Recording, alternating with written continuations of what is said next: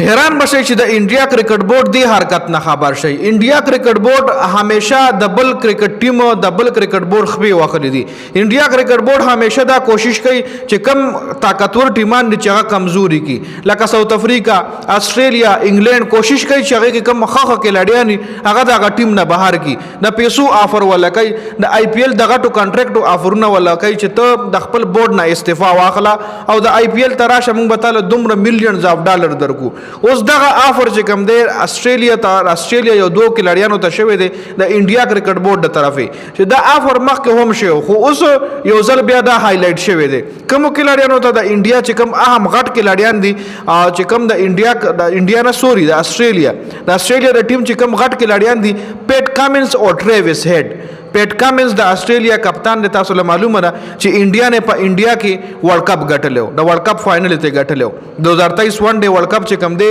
دا پیټ کامنز په کپتانۍ کې د استرالیا ټیم انډیا نه په انډیا کې ګټلو. او ټریویس هیډ چې کوم دی یو تباکون بیټسمن دی، یو آوټسټینډینګ بیټسمن دی په ټي 20 کرکټ کې. ماډرن ډے کرکټ چې کوم دی هغه ټریویس هیډ د غونته بیټسمنانو انټروډیوس کو چې هغه ټیسټ کرکټ هم د ون ډے غونته کوي او ون ډے کرکټ د ټي 20 غونته کوي او ټي 20 کرکټ د ټي 10 غونته کوي، لکه دا څه کولې بیټینګ کوي. خو اوس وګورئ چې بریکینګ نیوز سره راغلی دی پیټ کامنز او ټریویس هیډ ته انډیا کرکټ بورډ د 20 میلیون ډالرو آفر کړو چې موږ به تعالی سالانه 20 میلیون ډالر درکو، 10 میلیون ډالر به موږ پیټ کامنز ته ورکو او 10 میلیون ډالر به موږ ټریویس هیډ له ورکو. او تاسو د استرالیا کرکټ سره کرکټ پرې دی، تاسو د استرالیا کرکټ بورډ سره کرکټ پرې دی، تاسو استرالیا نه د ریټایرمنټ اعلان وکړي او آی پی ایل ته راشئ، موږ به تاسو له هر کال 10 میلیون ډالر درکو او تاسو به په خپل ټیم سره لوبه نه کوئ، تاسو به د آی پی ایل لپاره لوبه کوي. او د آی پی ایل چې دا کومه فرانچایزي دي کنه نو دا صرف په آی پی ایل کې نه دي، د آی پی ایل چې کوم ټیمان دي لکه ممبئی انډین ټیم نه دی، د دې مالک چې کوم دی هغه په ساوث افریقا لیگ کې ټیم شته دی، دغه په ابوظبي لیگ کې ټیم شته دی، دغه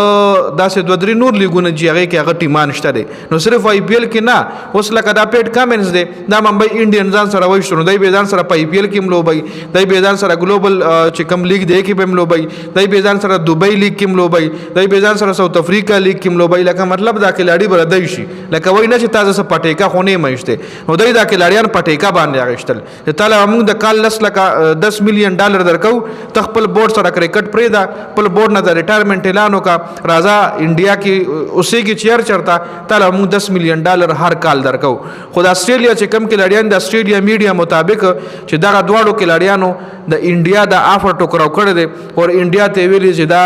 آفر چې کوم لري ځان سره سنبال کېدی او موږ به د استرالیا د لپاره لوبه کوو، موږ به د استرالیا د لپاره لوبه کوو چې تر کومې موږ گیم کول شو موږ به د استرالیا د لپاره لوبه کوو. ورسره به لیګ کرکټ هم کوو، دا نه چې صرف موږ استرالیا ټیم کې لوبه کوو، لیګ کرکټ به هم کوو، خو چې تر څو موږ گیم کول شو او نوجوان کلاډیان را پسې نوی راغلي نو موږ به د استرالیا ټیم ریپرزینټ کوو، بیا به د هغې نه پس ریټایرمنټ اخلو. لکه ډیوډ وارنر دی، ډیوډ وارنر ته هم ډېرې غټې آفر د آی پی ایل له طرفې شوي دي. دې نه علاوه مخکې شین واټسن یو بیسټ آل راونډر د استرالیا ټیم کې و چې دغه شین واټسن هم استرالیا ته په یوازې ډېر زیات میچونه ګټلي دي. دغه شین واټسن ته هم آی پی ایل ډېر سره شنې باغونه خولیو او شین واټسن ولې دا ګوره زمونږ د